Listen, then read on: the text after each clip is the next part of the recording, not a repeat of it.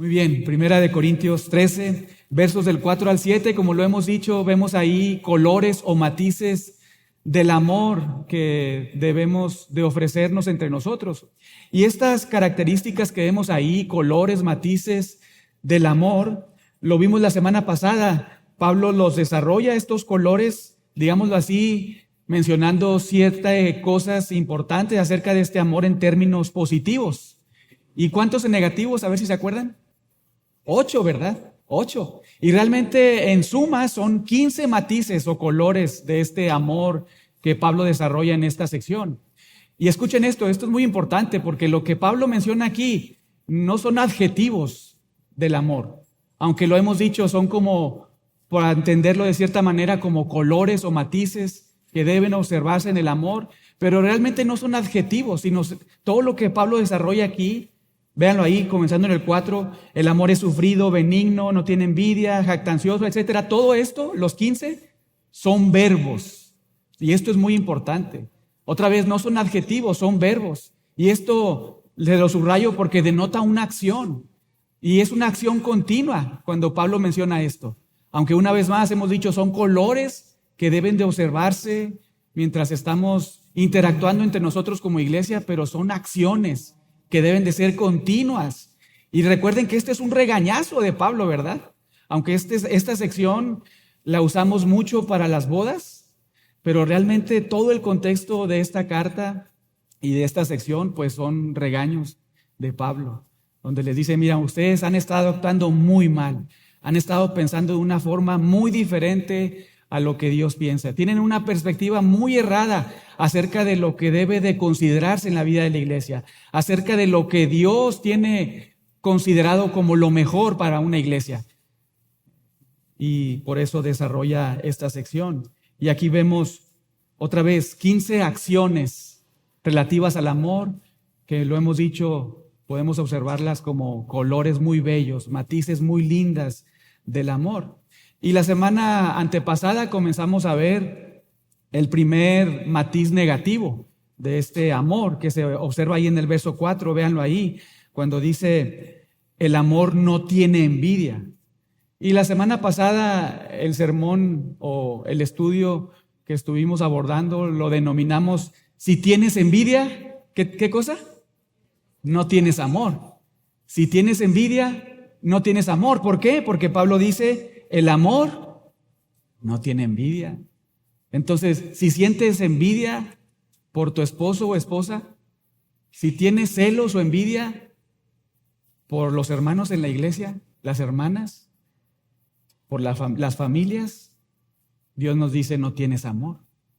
Debes de considerarlo, debes de pensar en esto. Y lo vamos a ver, pero este pecado de la envidia es un pecado que Pablo lo menciona en sus listas de manera muy seguida, conectado con pecados muy grotescos, que a veces vemos esos pecados, lascivia, fornicación, conectados con inmoralidad y pues como que nos asombra, ¿verdad? Pero perdemos de vista que dentro de esas listas Dios considera varias cosas muy interesantes, que a veces nosotros las minimizamos, pero Dios nos deja ver que para Él un pecado de inmoralidad sexual tiene la misma gravedad, por ejemplo, y lo vamos a ver, que un pecado de envidia, de celos. Muy importante que podamos considerar esto, hermanos, porque todos en un grado o en otro ahí estamos. Si somos honestos, hemos sentido mucho celo, mucha envidia por otras personas. Hemos sido muy codiciosos. En lugar de ser agradecidos con Dios por lo que tenemos, por el esposo o la esposa que tenemos, ahí estamos, ¿verdad? Pensando en otras familias, con los hijos que tenemos, el trabajo, con la forma en que servimos en la iglesia. Si somos honestos, en algún punto o en otro, y en cierto grado en otro, hemos sentido mucho celo, mucha envidia. Y eso lo vamos a ver también. No es producido por una mente renovada, sino es producido por una mente muy reprobada. De hecho, es una de las listas que Pablo ofrece ahí en Romanos 1 cuando dice que la ira de Dios se manifiesta contra personas que digamos que retienen la verdad con su pecado. Ofrece varias condiciones cuando Dios dice que Dios los entrega su pecado. Dios los entregó para cometer actos perversos muy feos, muy malos en cuanto a temas de inmoralidad sexual, pero termina esa lista diciendo que hay una mente reprobada y dentro de esos pecados que están ahí está la envidia.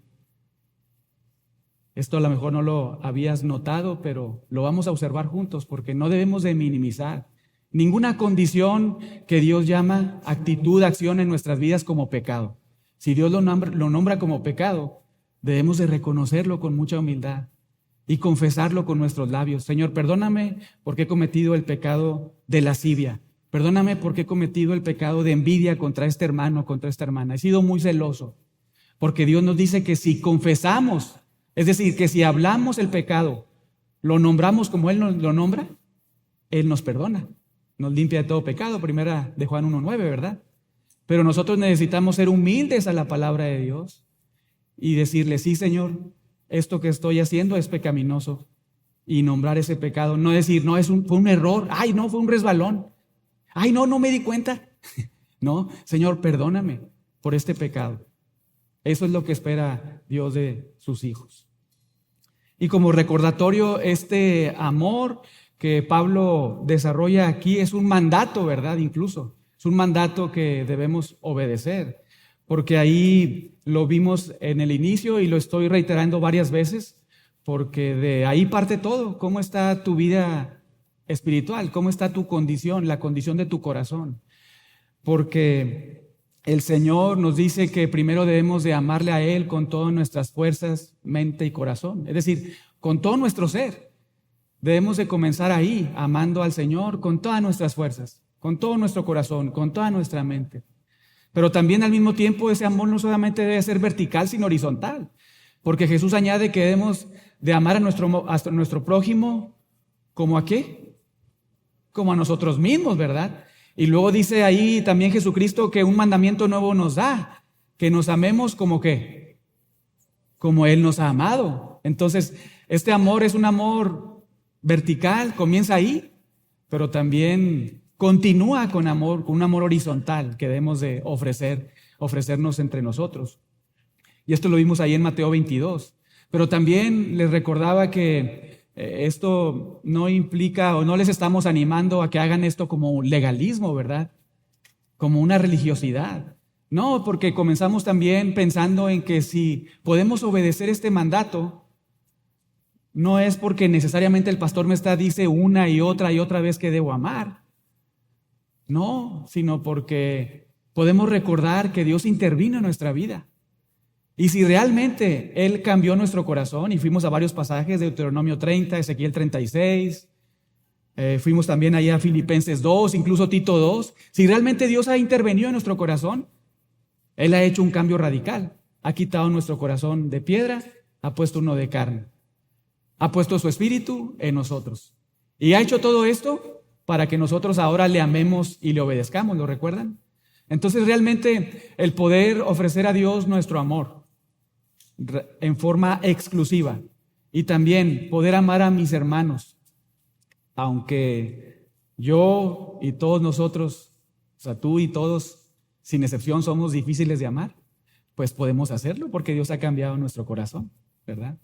Entonces, gracias a Dios por esto. Y esta tercera característica o matiz, véanla ahí en el 4, 1 Corintios 13:4, es que el amor no tiene envidia.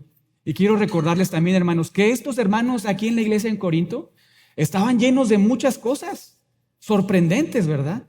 Vayan ahí al capítulo 1, verso 5, porque ahí vemos que estos hermanos estaban llenos de conocimiento.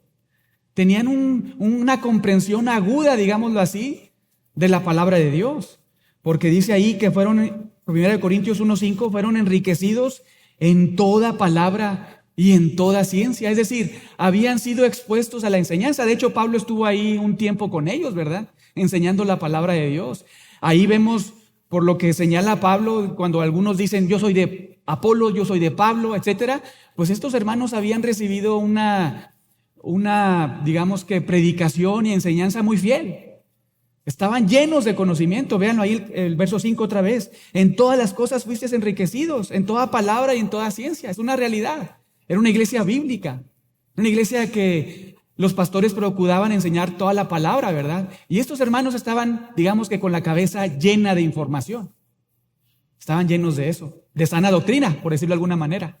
Pero también estaban llenos de muchos dones. Vean ahora el 7. De tal manera que nada os falta ¿en qué? En ningún don. Entonces, estos hermanos, probablemente como esta iglesia, pues habían sido expuestos a sana doctrina, habían sido expuestos a una predicación fiel, tenían mucho conocimiento, no nada más por lo que han estado aprendiendo aquí o hemos estado aprendiendo aquí o recordando juntos, sino probablemente a lo largo de su vida como nosotros, ¿verdad? Hemos sido expuestos a mucha palabra, mucha doctrina. De hecho, si estamos aquí, digamos que en esta Iglesia Bíblica de Monterrey es porque deseamos ser expuestos a una predicación fiel, ¿no es cierto? Formar parte de una iglesia bíblica. Por eso estamos aquí. Nos parecemos mucho a ellos, ¿verdad? Personas que amamos la palabra de Dios y deseamos estar en un lugar donde los pastores y toda la congregación procura ser bíblica. Y también, como esta iglesia en Corinto, pues yo he visto, ¿verdad? Hemos visto aquí, Pastor Eduardo y yo, pues muchos de ustedes tienen muchos dones.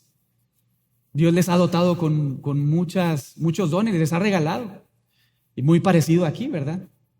Pero probablemente también somos muy parecidos a los corintios porque pues a veces el amor que debemos de practicarnos entre nosotros ha faltado, ha escaseado. Tenemos mucha doctrina, mucho conocimiento, muchos dones, pero a lo mejor probablemente no mucho amor. Como esta iglesia ahí en Corinto. Y esto en lugar de hacernos pensar, pastor, yo del 1 al 100 estoy en el 90. Esto no es para mí, ¿verdad? Bueno, pues si Dios nos ha dejado esta carta, es porque lo necesitamos, ¿verdad? Aunque estés en el 90, en el 99 o en el 5, pues todos necesitamos escuchar esto. Porque otra vez, en un punto o en otro, o en un grado o en otro, hemos fallado. Y debemos estar examinando nuestras vidas continuamente. Porque no nada más debemos de tener mucho conocimiento, que sí, por eso, de ahí parte todo, ¿verdad? De que seamos expuestos a la palabra y tengamos una comprensión aguda de la palabra de Dios. También gracias a Dios que Dios nos ha regalado dones y todos los que son hijos de Dios o somos hijos de Dios, nos ha regalado el Señor al menos un don. Y gracias a Dios por eso, ¿verdad? Que ese don puede ser multifacético, se observa de muchas maneras. Pero también, hermanos, debemos de tener mucho amor principalmente y primordialmente hacia Dios. Debes de estar considerando y evaluando tu vida, cómo amas y adoras a Dios. ¿Quién está en primer lugar en tu corazón? No debe estar ni una persona, ni un objeto, ni la misma iglesia. Debe estar Dios en el centro de tu corazón. Debe ser Él a quien le des toda tu alabanza y tu adoración. Tu mayor amor debe ser Él. Pero también al mismo tiempo debes de procurar que ese amor se disfrute aquí en la iglesia. Y no pensemos en otros lugares, sino aquí nada más entre nosotros. Examina tu vida. ¿Cómo es que estás interactuando con los hermanos? ¿Cómo estás ahí en el amor que debes de ofrecer a todos sin excepción? Porque si no estás pecando. Así es como nos está diciendo el Señor en todos estos estudios. Debes de examinar tu corazón, tu práctica en la iglesia para saber y determinar. Recuerda que Dios nos está observando, ¿verdad? Para saber y determinar si realmente estás practicando este amor, si estás actuando y viviendo este amor. En la iglesia de Jesucristo, esta iglesia pues no es tuya ni es de nosotros, es del Señor, ¿verdad? Él es la cabeza de la iglesia. Y Él nos dice que examinemos nuestras vidas. Considera tu corazón, considera tus pensamientos, tus palabras, tu forma de interactuar o de no interactuar, de alejarte de los hermanos, tu forma en la que sirves, cuál es el objetivo por el que sirves, ¿cuál es tu motivación? Pablo escribe esta carta, esta sección, 1 Corintios 13, para subrayarle a estos hermanos que sí, bueno, tienen mucho conocimiento, muchos dones, pero tienen muy poquito amor. Y esto se observa incluso de manera muy puntual en el capítulo 3, véanlo ahí. Vean cómo señala capítulo 3, versos del 1 al 3. Dice así: de manera que yo, hermanos, y vean cómo les llama hermanos, son nacidos de nuevo, pero con varios problemas, ¿verdad? Muy fuertes. Vean ahí, capítulo 3 de 1 Corintios, verso 1, de manera que yo, hermanos, no pude hablaros como a espirituales, sino como a carnales, como a niños en Cristo. Os di a beber leche y no vianda, porque aún no erais capaces, ni sois capaces todavía. Vean el 3, porque aún sois carnales, pues habiendo entre vosotros celos. Ahí está esta palabra, celos, que les mencionaba, ¿verdad? Que es la que utiliza Pablo en 1 Corintios 13, que denota celos, envidia, un deseo muy fuerte, pero por algo pecaminoso. Vean ahí, tienen celos, contiendas y disensiones.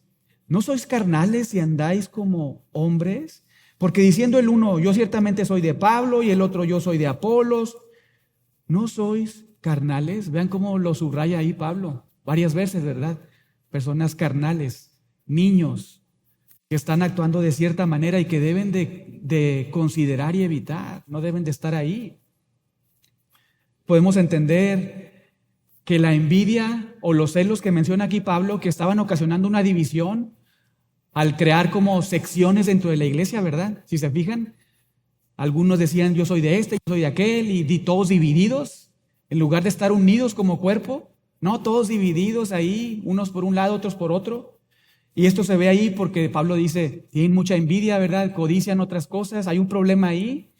Pero también de manera implícita podemos pensar, mientras Pablo está desarrollando esta carta, escribiendo, que hay más problemas en la iglesia que denotan esta envidia, esta codicia, esta falta de agradecimiento al Señor, celos entre ellos. Y esto lo vemos de manera muy, muy perversa en las relaciones matrimoniales, porque hay un caso muy feo y muy triste en la iglesia de inmoralidad sexual, que está ahí en el capítulo 5, véanlo ahí. Y probablemente se debió a este problema porque un hijo sentía envidia por la mujer de su papá, por su madrastra probablemente, véanlo ahí, capítulo 5. De cierto se oye que hay entre vosotros, ¿qué cosa, hermanos? Fornicación. Y tal fornicación, cual ni aún se nombra entre los gentiles. Esto es muy fuerte. Y probablemente esto no esté pasando aquí entre nosotros, en acción, pero ninguno de nosotros conocemos los pensamientos unos de los otros, ¿verdad? Y debemos de pensar en lo que estamos pensando y considerando en nuestro corazón, en nuestra vida. Pero este tipo de fornicación, dice Pablo, ni aún entre los que no conocen al Señor se practica. ¿Qué está pasando aquí? Vean, tanto en la parte final del verso 1, tanto que alguno tiene la mujer de su padre. Es decir, este hombre probablemente, ¿verdad? Pues no estaba contento, satisfecho ni agradecido con Dios con lo que tenía. Y estaba codiciando la mujer de su propio padre, codiciándola. Probablemente sintiendo celos, ¿verdad? Por lo que Dios le había dado a su papá. Y esta persona ahí va, y cuando dice ahí, tanto que alguno tiene, o la idea es que está teniendo continuamente la mujer de su padre. Era una relación activa que estaba buscando ahí. Una conducta muy pecaminosa. ¿Como resultado de qué? De un pensamiento también muy alejado de la palabra de Dios. Codicia, envidia, celos.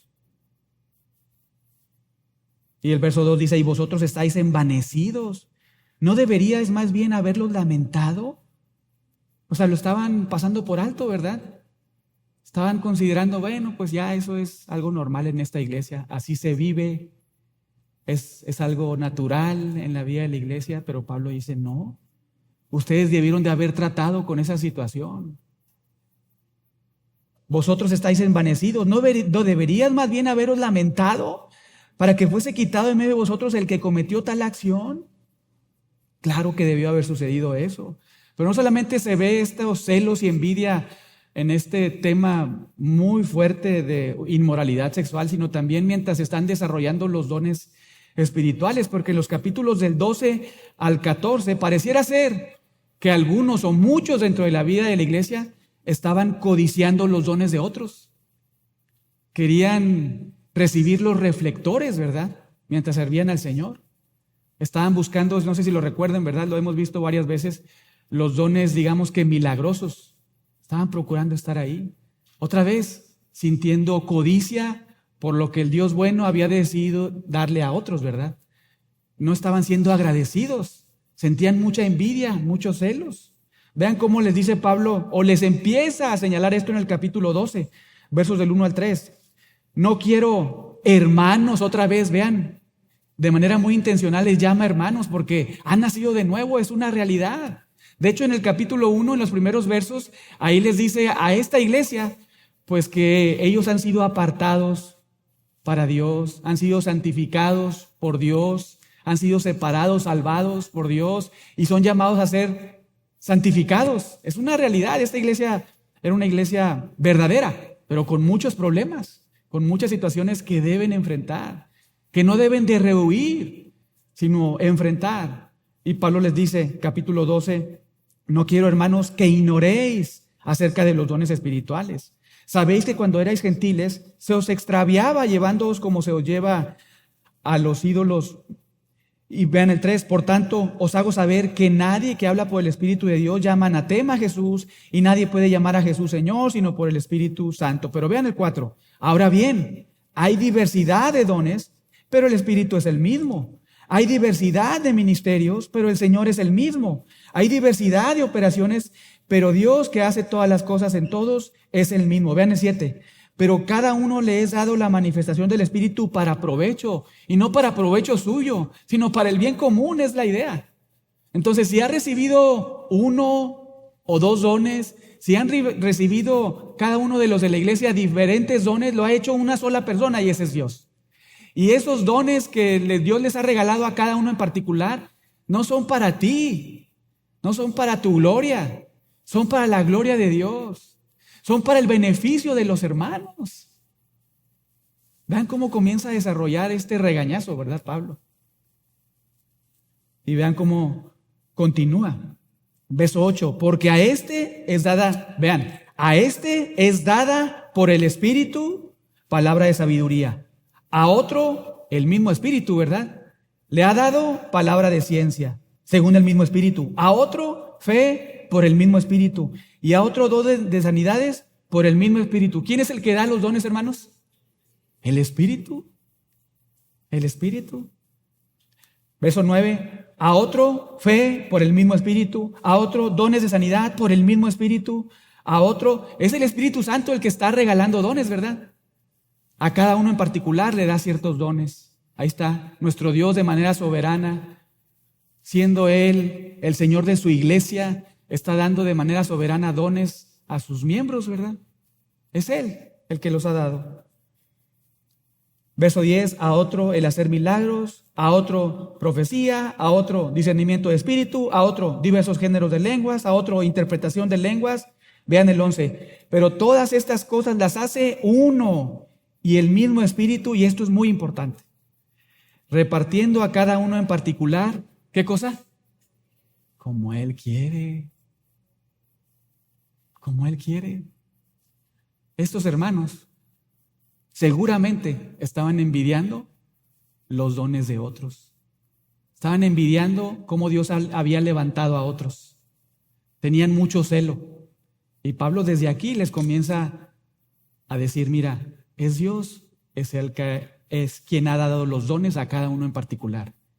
Y en lugar de tú estar codiciando, es lo que desarrolla aquí en estos capítulos 12, 13 y 14, en lugar de tú estar codiciando esos dones, en lugar de tú estar buscando ser el centro de atención, tener todos los reflectores, debes de recordar que si una persona tiene un don, es porque Dios se lo ha regalado. Y Él lo ha decidido así. Si Él tiene un don diferente al tuyo, así es porque Dios lo ha querido. Y es un gozo, es una bendición. Entonces, es como si también les dijera, no minimices el don que Dios te ha dado a ti. Los dones son iguales en términos de procedencia. Todos provienen de Dios. Y para Dios, pues todos son dones para su gloria y para la edificación de su pueblo. Entonces, tú no te pongas a calificar, ¿verdad? ¿Cuál don es mejor? No busques los reflectores en los dones. No envidies los dones de otros. Más bien agradece a Dios. Porque el Dios bueno es el que ha regalado dones. Y Él los ha repartido como Él quiere. Y si somos honestos, hermanos, algunas veces, por no decir que muchas, sentimos mucha envidia, ¿no es cierto? Si somos honestos, sentimos mucha envidia, muchos celos entre nosotros. por cómo Dios levanta a ciertas personas, cómo Dios le regala dones a ciertos hombres, ciertas mujeres. Y estamos ahí con mucha envidia. Pero debemos de recordar que es Dios el que ha regalado dones. Es Dios el que ha decidido hacerlo. Y este don que Dios nos ha regalado no es para mí, es para la iglesia y es para la gloria de Dios, no es para mi gloria. Entonces, una recomendación, esto es sugerencia, ¿verdad? No es Biblia, pero una sugerencia. Si un hermano, una hermana, porque debemos de cuidar nuestros corazones también, si un hermano, una hermana es de mucha edificación para ti, la forma en cómo, no sé, te da la bienvenida, sirve con los niños, a tus niños ahí enseñándoles la palabra, o allá el cafecito te da el café de cierta manera, o enseña muy lindo, dile gracias a Dios por lo que Dios ha hecho en tu vida. No le digas gracias, gracias tú, como si Él fuera, ¿verdad? El agente creador de las cosas, de quien proviene la sabiduría y la inteligencia. No, mejor cuida tu corazón y cuida su corazón y dile gracias a Dios por la manera en cómo Él te usa, ¿verdad? Y Él te ha regalado ese don. Y también que tú tienes un entendimiento de que ese don no es para ti, sino para la edificación del pueblo. Debemos de prestar atención en esto, hermanos, tener cuidado en nuestro lenguaje. Y para Pablo, hermanos, esta envidia es algo muy serio. Es algo muy, muy serio. La envidia, los celos, es algo muy serio, es un pecado muy serio que debemos de considerar y prestar atención.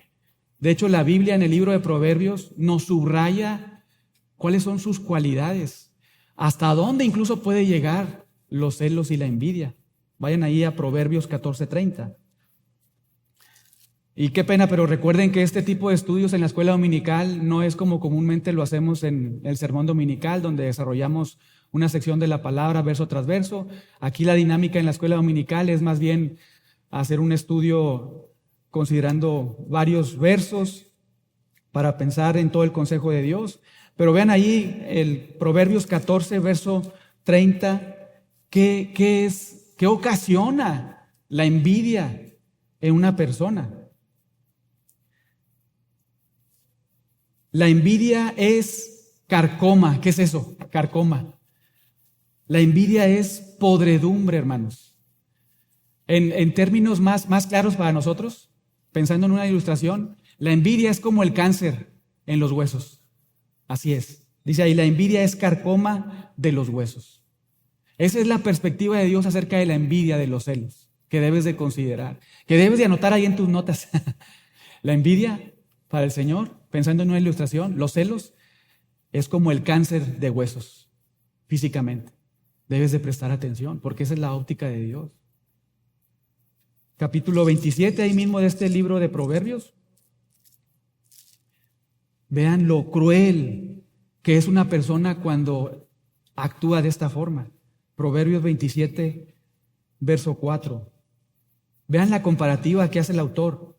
Cruel es la ira, impetuoso el furor, pero ¿quién podrá sostenerse delante de qué? De la envidia. Es decir, la envidia es más feroz que la propia ira. Véanlo ahí. Cruel es la ira, impetuoso el furor, pero ante la envidia, ¿habrá alguno que se podrá sostener? Y otra vez, esta es la perspectiva de Dios, la óptica de Dios acerca de la envidia, de los celos. No pienses en otros hermanos, piensa en tu corazón. No pienses en tu esposo o tu esposa, piensa en tu vida, examina tu corazón, examina tus pensamientos, tu forma de hablar, tu forma de interactuar. Esta es palabra de Dios para ti y para mí, para examinar nuestras vidas el día de hoy. Y si esto pues no les ha abrumado o no les ha, digamos que, orillado en sus pensamientos, Jacobo nos dice en Santiago que la envidia forma parte de un pensamiento diabólico. Vayan ahora ahí a Santiago 3. Santiago 3.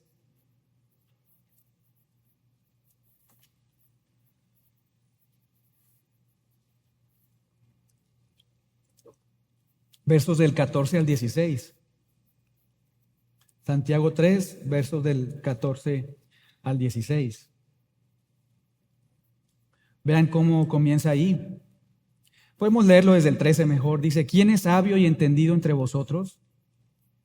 Muestre, vean, por la buena conducta, no por lo que sabes, por lo que conoces, sino por cómo actúas lo que conoces, ¿verdad?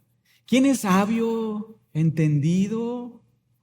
No es el que estudia en un seminario, ¿verdad? O se graduó de un seminario. No es necesariamente el que está siendo expuesto continuamente a una predicación fiel. O forma parte de una iglesia bíblica, no. Es aquel que tiene una práctica, una vida diaria que muestra que ese conocimiento está ahí, en su vida. ¿Quién es sabio y entendido entre vosotros? Muestre por la buena conducta sus obras en sabia mansedumbre. Vean el 14. Pero es como si dijera, mira, no pienses de otra forma. Si estás actuando de otra manera, aunque tú digas, tengo mucho conocimiento, mucha sabiduría, tengo mucha habilidad, mucha destreza, entiendo todas las cosas. Jacobo, que estuvo muy de cerca de Jesús, ¿verdad? De hecho, es de las primeras cartas que se escriben en el Nuevo Testamento, aunque nosotros la tenemos hasta atrás. Pero vean lo que dice. Si tenéis celos, aquí está, celos amargos y contención en vuestro corazón, no os jactéis ni mintáis contra la verdad, porque esta sabiduría no es la que desciende de lo alto, sino terrenal, animal y diabólica. Es muy claro Jacobo con estas palabras. Si estás sintiendo celos o envidias, esto es diabólico. No pienses que eres muy sabio si estás viviendo de otra forma, conforme a lo que ya conoces y entiendes, ¿no? Debes de considerar tu forma de vivir, tu vida diaria, y que estos celos no estén presentes en tu vida. Vean otra, el 16, porque donde hay otra vez esta palabra celos y contención, allí hay perturbación y toda obra perversa. La Biblia menciona de distintas maneras o traduce estos celos o envidias en función a ciertos vocablos griegos diferentes que todos apuntan a lo mismo, ¿verdad? A celos o envidias. Digamos que en el griego se utilizan distintos vocablos para apuntar a lo mismo, celos o envidias. Uno de ellos es el que les mencionaba, celó, que está ahí en 1 Corintios 13. Pero otro vocablo que utiliza la Biblia, nuestro Señor Jesucristo, que lo vimos la semana pasada, es oftalmos poneros, que era el ojo perverso, ¿se acuerdan? El ojo malo, el ojo perverso, el mal ojo, cuando alguien pues está viendo lo que recibe de Dios otra persona y siente mucho celo, mucha envidia. Y el Señor Jesús dice que ese es un mal ojo, un ojo perverso. Y también la Biblia señala otro vocablo que en el griego se pronuncia aftonos, y esto implica otra vez malevolencia enfocada en la envidia o los celos. Y considerando estos tres vocablos que les acabo de mencionar, utilizados de distintas maneras en la Biblia, es que Dios nos da varias listas de pecados que debemos de considerar, debemos de evitar. Y de manera interesante, estas listas de pecados, lo vamos a ver juntos, estas listas de pecados están junto con pecados, tengo hambre, ¿verdad? Con pecados muy grotescos. Esta envidia, celos, viene en una lista junto con pecados ahí muy grotescos. Que cuando empezamos a leer las obras de la carne, por ejemplo, y leemos ciertos pecados, decimos, uy, y vamos a otros y como que los minimizamos, ¿verdad? Decimos, no, pues esos ahí no debo prestarle tanta atención. Pero comenzando con nuestro Señor Jesús, vayan ahí a Marcos capítulo 7, versos 21 y 23. Utilizando este vocablo que apunta a un ojo perverso o a un ojo pecaminoso, un mal ojo, ahí Jesucristo nos dice algo muy interesante. En Marcos capítulo 7, versos 21 y 23. Es un pasaje muy conocido. Lo vamos a leer y te vas a dar cuenta, te vas a recordar. Dice ahí, porque dentro del corazón de los hombres ¿Salen qué cosa, hermanos? Los malos pensamientos. Del interior, ahí, desde lo profundo del corazón, salen los malos pensamientos. ¿Y cuáles son? Que luego se traducen, o sea, son pensamientos internos que se traducen en acciones, ¿verdad? La idea. Del interior salen los malos pensamientos. Y acuérdense que el corazón apunta pues al centro de control donde tomamos decisiones, ¿verdad? De nuestra mente, todo el ser, no necesariamente emociones cuando apunta eso aquí cuando dice corazón. Dice, de ahí salen los malos pensamientos y vean cómo continúa. Cosas que nos hacen sentir pues mucha aversión, ¿verdad? Adulterios, fornicaciones, homicidios. Y decimos eso, claro, sí, pues de ahí vienen, ¿verdad? Todo esto está bien feo, no tengo que evitarlo y estamos ahí. Pero vean cómo continúa. Hurtos, avaricias, maldades, engaño, lascivia, y vean lo que continúa. Envidia, ahí está. Un ojo malo, un ojo perverso. Y es un mal pensamiento que se traduce en una acción pecaminosa, que Dios, Jesucristo, nos la está poniendo en la misma lista donde están los adulterios. Si para ti a lo mejor adulterio es algo muy feo, pues para el Señor es lo mismo de feo la forma en que envidias a veces, la forma en que sientes celos. Esa es la perspectiva de Dios. Y esto nos ayuda mucho para examinar nuestras vidas. Y cuando estamos a punto de producir esa obra de la carne en nuestras vidas, sentir celos o envidias, refrenarnos, ¿verdad? Decir, no, esto no. Perdóname, Señor, en ese momento, perdóname. Y al contrario, cambiar ese pensamiento pecaminoso por uno bueno, ¿verdad? Es eso que nos anima Pablo en Efesios 4, quitar y poner, ¿verdad? Despojarnos del viejo hombre, vestirnos del nuevo hombre. El que robaba, ¿se acuerdan? Que ya no robe, pero ¿qué debe hacer entonces? Trabajar, ¿verdad? Entonces no nada más es de quitar, sino poner. Entonces en ese momento, cuando estás sintiendo mucho celo y mucha envidia por alguien en particular, en ese momento arrepiéntete. No des lugar al diablo, no des lugar a tu carne, arrepiéntete, pide perdón, confiesa el pecado como lo que es. Señor, estoy sintiendo envidia, perdóname porque estoy ahí. Pero en lugar de eso, Señor, quiero darte gracias por cómo tú has bendecido a esa persona, cómo tú le has dado esos dones, ese trabajo, esa familia. ¿Te fijas? Es una renovación en nuestra mente, es una renovación en nuestra forma de pensar, de incluso sentir. No debemos de darle lugar y más bien estar siendo cautivados por un pensamiento pecaminoso. Otra vez vean cómo señala, ¿dónde pone en la lista la envidia Jesús? Adulterios, fornicaciones, homicidios, lascivia y entonces envidia. Pero vayan ahora a Romanos, lo que les comentaba hace unos momentos, Romanos capítulo 1. Romanos capítulo 1.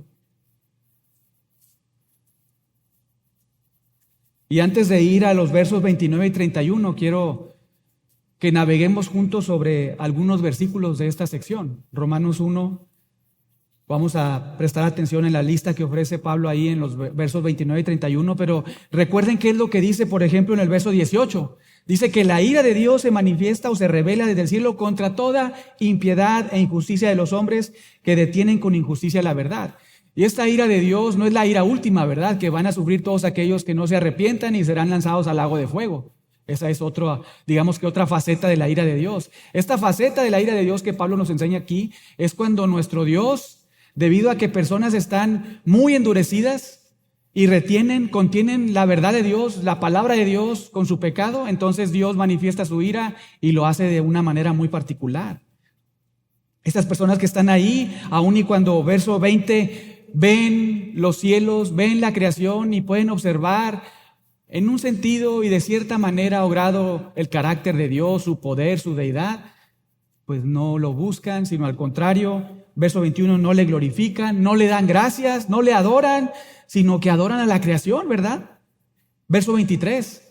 Entonces dice Pablo que debido a esto, la ira de Dios se manifiesta hacia ellos, y la forma en la que esta ira de Dios se manifiesta hacia estas personas es cuando, verso 24, Dios los entrega. a pecados. Véanlo ahí, verso 24. Dios los entrega a inmundicia, concupiscencia a sus corazones, de modo que deshonraron entre sí sus propios cuerpos. Verso 26.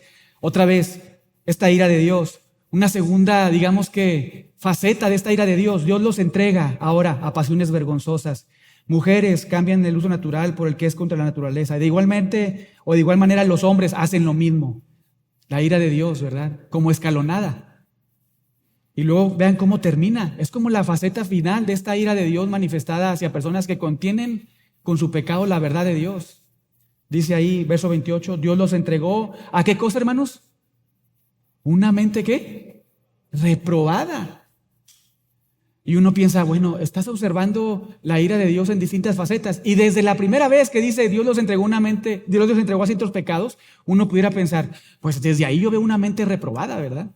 Una mente muy, muy, muy descalificada. Pero nuestro Dios, por medio de Pablo, se espera hasta el final para dejarnos ver y decirnos, mira, esto es lo último que sucede cuando Dios entrega por completo a una persona a su pecado. Y vean de manera interesante qué se ve ahí en esa persona. Si comenzamos viendo los primeros veces que Dios dice, Dios los entregó, vemos pecados muy feos, ¿verdad? De inmoralidad. Homosexualismo, lo que tenemos ahora, lesbianismo, machismo, ¿verdad? Feminismo, todo eso. Pero al final, Dios espera para decirnos, mira, la parte final, la fase final de esta ira de Dios, cuando Dios entrega sus pecados a pecadores no arrepentidos, aquí está, véanlo, verso 28. Y como ellos no aprobaron tener en cuenta a Dios, Dios los entregó a una mente reprobada para hacer cosas que no convienen, estando atestados de toda injusticia, fornicación, perversidad, avaricia, maldad, y vean lo que continúa. ¿Llenos de qué? Envidia. ¡Wow! Llenos de envidia. Y continúa: homicidios, contiendas, engaños, malignidades, murmuradores, detractores, aborrecedores de Dios, injuriosos, soberbios, altivos. Hermanos, cuando sentimos envidia, y no nada más la sentimos, sino la tenemos, cuando tenemos celos y actuamos en función a esa envidia o celos, nos parecemos mucho a los que están aquí, a los que Dios los entrega por completo para que cometan los pecados más feos.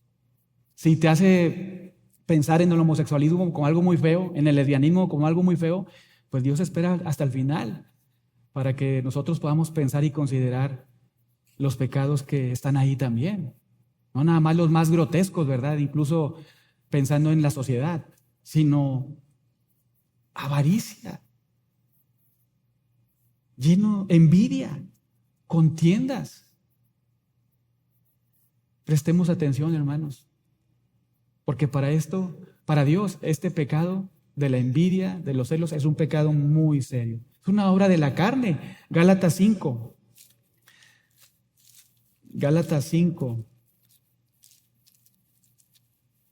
versos del 19 en adelante, dice, y manifiestas son las obras de la carne. Y comienza con unas obras, pues, sí, decimos, yo no estoy ahí.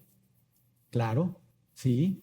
Probablemente no, adulterio, fornicación, inmundicia, lascivia, y luego continúa idolatría, hechicerías, y decimos, bueno, tampoco estoy ahí. Pero debemos de continuar, porque hay más obras de la carne. Y estas listas tampoco son, digamos que, exhaustivas, son representativas. No sé si entiendan esa idea o concepto, pero aquí no están todos los pecados asociados con las obras de la carne, son algunos nada más, pero hay muchos más. Pero los que se mencionan aquí debemos de prestar mucha atención. Y entonces continúa, enemistades. Y sigue, pleitos. Y vean, celos, iras, contiendas, disensiones, herejías. 21, envidias, homicidios, borracheras, orgías y cosas semejantes a estas. Un autor escribe algo muy interesante en relación a la envidia. Es una cita muy larga, pero les voy a animar a que presten atención, porque es algo muy interesante, que sucedió con dos pastores, ¿verdad? Gracias a Dios nosotros no estamos ahí, pero debemos de cuidarnos, de no sentir celos ni envidias, y entre nosotros, ¿verdad? Pero es algo muy interesante porque son personajes, al menos uno de ellos es muy conocido. Escuchen, y cito, ninguno de nosotros es inmune a la envidia mezquina y egocéntrica. Aún los misioneros y siervos más comprometidos con el Señor han luchado con este pecado. George Mueller, ¿lo conocen? Sí, ¿verdad? George Mueller fue el fundador del orfanato Ashley Down en Bristol, Inglaterra. Y mientras era copastor junto con Henry Craig en una iglesia en Bristol, Inglaterra, sucedió algo muy interesante. Mueller notó que la gente disfrutaba más del ministerio del otro hombre que del suyo propio. Henry no solo era un excelente maestro de la Biblia, sino que también era un erudito de primera categoría en los idiomas clásicos y el hebreo. Mientras que Mueller, pues no era tan erudito, ¿verdad? Más bien era un hombre de fe y de oración extraordinarias. Mueller confesó sus sentimientos de envidia hacia su compañero y enfrentó su pecado. Y en su lucha con la envidia hacia Henry Craig, escribió y dijo: cuando en el año de 1832 vi que preferían más el ministerio de mi querido amigo que el mío, determiné, con la ayuda de Dios y la fuerza que Dios provee, regocijarme en esto en vez de envidiarlo. Eso es quitar y poner, ¿verdad? Y luego continúa esta cita de este autor. Dice: la amistad de George Mueller y Henry duró 36 años, hasta que Henry murió.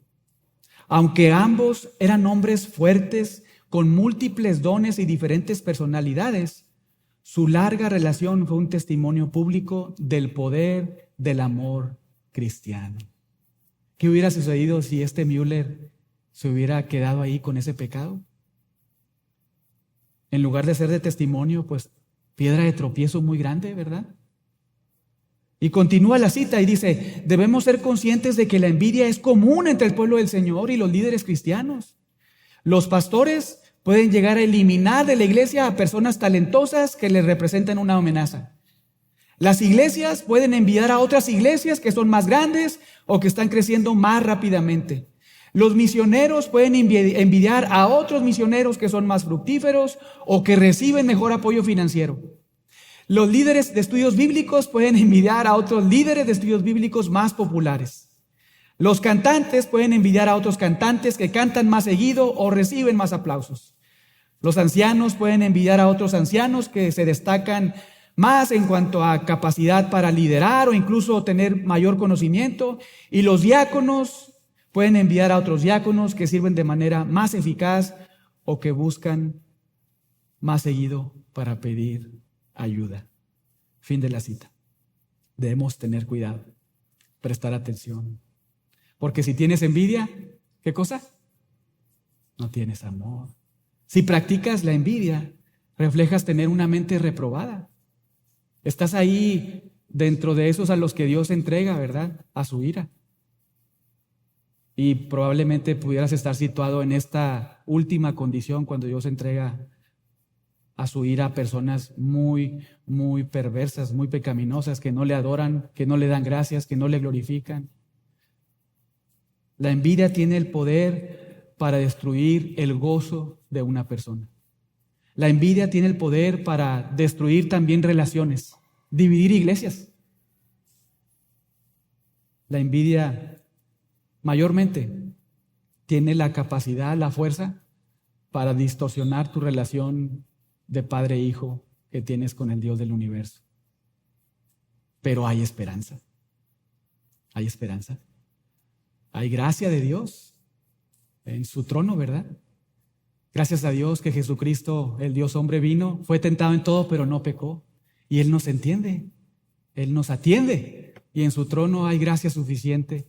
Ahí podemos alcanzar el oportuno socorro, recibir la gracia suficiente para el perdón de nuestros pecados, pero también para lidiar con nuestra carne, para no pensar o tener un alto concepto de nosotros, ¿verdad? Y recordar la santidad de Dios, agradecer todo lo que hemos recibido de Dios, porque muchas veces, si somos honestos, pensamos más en lo que no tenemos que en lo que tenemos, ¿verdad? Y observamos mucho lo que Dios les ha dado a otros y empezamos a codiciar. Y todo es como resultado no de lo que sucede en tu exterior. Jesucristo nos dijo en nuestro interior. Simplemente lo que sucede en el exterior nos deja ver a nosotros mismos y a otros lo que siempre ha habido en el corazón. No peco porque otros me hacen pecar. Peco porque soy una persona que todavía tengo ahí residuos, ¿verdad?, que Dios tiene que lidiar. Pero hay esperanza, hermanos, hay gracia de Dios.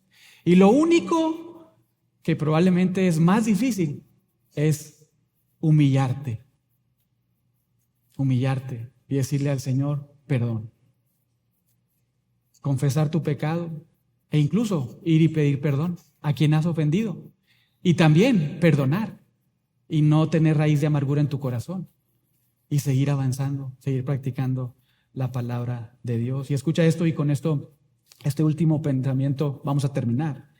La envidia, hermanos, tiene la capacidad para hacerte un inútil en la iglesia de Cristo. Piensa en eso. A ti y a mí la envidia nos puede hacer personas inútiles para el servicio de la iglesia. Porque Dios desea que nos sirvamos los unos a los otros por amor, ¿verdad? Nos edifiquemos mutuamente. No importa que tengas mucho conocimiento o que hagas mucho ruido mientras sirves. Dios observa el corazón, los pensamientos, las intenciones. Entonces no importa qué tanto conocimiento tienes necesariamente, no importa tampoco qué tanto o tan visible es tu ministerio, sino la condición de tu corazón. La envidia o los celos te pueden hacer a ti y me pueden hacer a mí y a todos los que estamos ahí, personas inútiles para el servicio de la iglesia de Jesucristo. Así que cuidemos nuestras vidas. Y no somos muy dados como creyentes, como hermanos en Cristo, a animarnos y exhortarnos. Pero a eso somos llamados también, a hablarnos la verdad en amor. Mientras estamos como cuerpo bien concertados y unidos, ¿verdad? Y entonces mientras estamos ahí conviviendo, relacionándonos, platicando y conversando, nos debemos de animar a seguir amando al Señor, procurar agradarle, compartir lo que Dios nos ha enseñado, pero también si en algún momento o punto vemos algo en particular en un hermano, bueno, antes de ir a exhortarle, pues primero tienes que estar bien integrado, ¿verdad?, al cuerpo. Porque somos muy prontos para señalar y correr y voy a ir a exhortarlo porque el Señor me dice, ¿verdad?, que debemos exhortarnos a las buenas obras, animarnos. Pero antes que eso debes de pensar en si estás bien integrado en el cuerpo, si estás bien involucrado en la iglesia local, para entonces poder ejercer esta dinámica, ¿verdad? Pero no perdemos de vista esto tampoco. Si hay alguno entre nosotros que hay un corazón, el autor de Hebreos nos dice, miren que no haya en ninguno de vosotros un corazón duro de incredulidad que los haga apartarse del Dios vivo, ¿verdad? Entonces, mirémonos entre nosotros, cuidémonos. Y cuando alguien viene a mencionarnos algunas cosas de nuestra vida espiritual, en lugar de señalar y decir, tú estás igual, ¿verdad? Estás peor, mira aquí, no, agradece al Señor, ¿verdad? Agradece al Señor que Dios está muy involucrado con tu vida. E igual, si tú estás con esa oportunidad de tener esa relación con otros hermanos y platicar un poco de sus vidas espirituales, pues ve con amor, ¿verdad? Hay un principio ahí en Gálatas 6. Hermanos, si alguno es sorprendido en alguna falta, ustedes los que son espirituales, restáurenle con espíritu de mansedumbre, considerándote a ti mismo, no sea que tú también seas tentado. Entonces, bueno, no tengamos envidia, no codiciemos, no tengamos celo, sino más bien pidamos perdón al Señor y entonces podamos practicar su palabra. Vamos a orar para terminar.